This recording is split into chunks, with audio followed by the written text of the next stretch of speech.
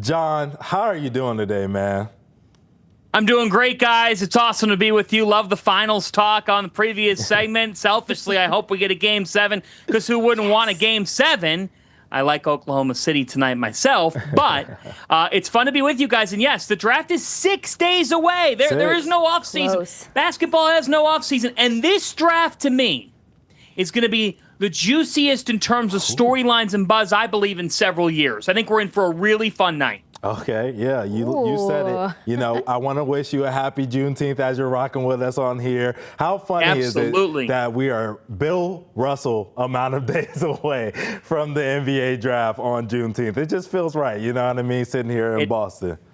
It does feel right, and Bill Russell was a pioneer. Yes. And ushered in an era of greatness and gold and legendary stuff in his career, both as a player and as a coach. And when I think of basketball and I think of the guys on Mount Rushmore, Bill Russell is right up there for all that he has given to the game of basketball. So that's a great point by you, because, we are 6 days away on this Juneteenth. Happy Juneteenth, both of you, to everybody out there. Bill Russell, all-timer. Goat. Yeah, that's beautifully said. Now, look, I got to talk about some current Celtics, because everyone's talking about this NBA draft, and just days before the draft, a lot of people are swirling around the idea of having Jaylen Brown in a Spurs uniform, and that means that we could possibly see the Celtics getting that second pick. I want to talk about Dylan Harper. What would Dylan Harper bring to the Boston Celtics? Well, a bucket getter who can just get on fire in a hurry from three, who can attack you off the dribble. And I'll tell you what, his length is even more than what his size shows on paper. This guy has an ability to rise up over a defender and drill shots consistently, right around 6'6" tall guys. I think he's got good muscle. The first thing that popped out to me with Dylan, covering him at Rutgers this past year, was as a freshman in his age group, to be able to take contact, initiate contact, and finish, score off the dribble. This is a guy who, on a Rutgers team, frankly, that was not very talented around him outside of Ace Bailey, of course, averaged close to 20 points per game, 4 assists per game, and I always look at efficiency. He shot 48%. Now, the three-point shot needs to continue to climb, but I saw enough subject matter that suggests that in the NBA, he can be able to knock down threes somewhat consistently. He is absolutely the clear-cut second-best talent in this draft class, and if Cooper Flagg wasn't in this class, he would be going number 1 on draft night. So if the Boston Celtics make some sort of a blockbuster move, we know there's second apron issues as well that they're dealing with here in this draft, with a couple of expiring contracts. I think that the Boston Celtics are a top 3 or 4 most intriguing team heading into this draft and heading into this offseason, because when you've won a championship a year ago, you want to win more championships. How do you get there? It's going to be a unique path. Dylan Harper's going to help an NBA team and be an all-star for a long period of time. I think he's going to be a fantastic scorer.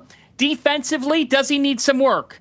Guys, almost every prospect in this draft is going to need work on that end of the floor. You have to figure out how to be a defender at the next level. Or if you're just a defender, then you're probably not worth the number 2 pick, because you got to be able to score in this league. It is a scorer's league after all. Harper is a bucket. And guys, I sat in on Rutgers practices last October. I watched this kid with Ace Bailey on the floor. No disrespect to Ace. You guys have seen some of the discourse that's come out. Dylan Harper was running huddles. He was running the practices with seniors and fifth-year guys on the floor. He's a leader. He fits Celtics culture if it happens. Okay. You mentioned no disrespect to Ace, and I'm seeing that there's some potential droppings when it comes to Ace's name in this NBA draft. Can you kind of walk us through why that's possibly going down for Ace? His circle. Honestly, it's a circle that I don't think has helped him a whole lot. Gotcha. For starters, look, this is a guy who has not held a formal workout with a team. How is that possible? Right. Like that, I don't know. That to me is a big red flag, and it says to me that they think in their sector he's beyond that. You're not beyond it. It's the NBA. There are top 5 picks who get humbled. There are top 3 picks who get humbled. Yeah. There's no guarantees in the NBA. Ask Anthony Bennett when he went number 1 in the NBA draft, how things worked out for him when he tried to get a cup of coffee in the NBA. So I actually feel bad for Ace. I do, because I don't think he's been advised correctly, and he's still a kid. At the end of the day, this is a guy who, look, I like his game. Steve Peichel, the head coach at Rutgers, told me he's as super freakish of an athlete that he's seen. And he is, guys. He's around 6'10" tall and has dynamic wingspan, can rise above you, is a very difficult shot maker. One thing about Ace Bailey, though, he needs the ball in his hands to make an impact. His discipline is not fully there yet. So I'm not surprised by some of the things that have come out because I saw it closely in college. I also, like, the sensitivity part of this is I hate to see a kid have a severe fall on draft night. But I'm going to tell you guys right now, his camp was not easy to deal with in his lone year of college basketball. I couldn't get him for an interview. And that's not common because I could get somebody like Cooper Flagg, and he was the equivalent of a Zion Williamson to college basketball this year, if not beyond it, with his story. So it's not to single out, but I'm just going to say, like, you do have to look at the agent here, and you have to look at the camp and say, guys, people don't, like, I know we live in a world where people like the headline bait, but do you think these draft analysts are writing what's truthful? He hasn't done workouts with teams. Why are teams putting that info out there? So that they don't get exposed on draft night when they don't pick him. Yeah. Yeah. It's that simple. Look, I like that you brought up Cooper Flagg in that because I actually wanted to segue to him next. Look, everyone's been talking about Cooper Flagg this, Cooper Flagg that. I don't even know if the casual fan knows how good Cooper Flagg is. How ready will Cooper Flagg be to play in October when the lights really turn on? Well, he was ready last October. He could have gone into an NBA game last October. He's been ready. He's made for this moment, guys. And I'm going to tell you right now, he is as gifted of a prospect on the defensive end of the floor that I've seen in my close to 10 years of really covering college basketball day in and day out. This guy is a rim protector to the maximum degree. He is a winner in every sense of that term. He does not take a play off. It's not cliche, it's reality. Cooper has a feel and an instinct for the game, but also for people. I think he gets how an organization's going to run. He gets how to treat the game with professional maturity. And I think on the offensive end of the floor, a lot of the things that we were concerned about a year ago, if you look at the back half of his season, he shot close to 40% from three. So the perimeter game has come along. He's worked on it tirelessly. His body is more than ready for the NBA. And that's seen in just when you look at his development. I mean, you look at the fact that this is a guy who at around 6'9", 6'10", can put the ball on the floor, can extend. His verticality is phenomenal. He takes on contact well. He's not soft. If you say he's soft, you are not watching. No. He's an old soul. His favorite player is Larry Bird.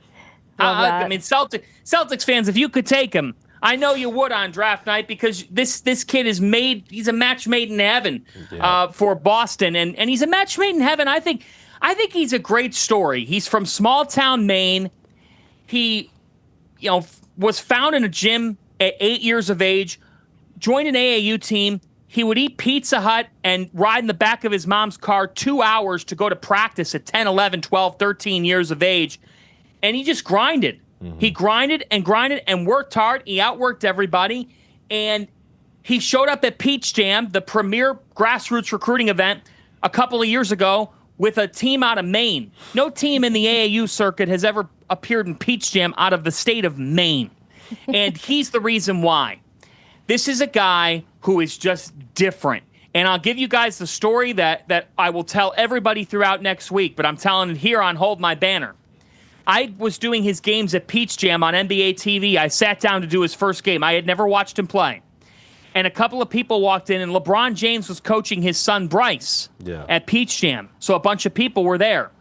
And when the guys sat down, one of them said, "Oh, wow, LeBron, that's so cool. He's coaching his kid. This is awesome."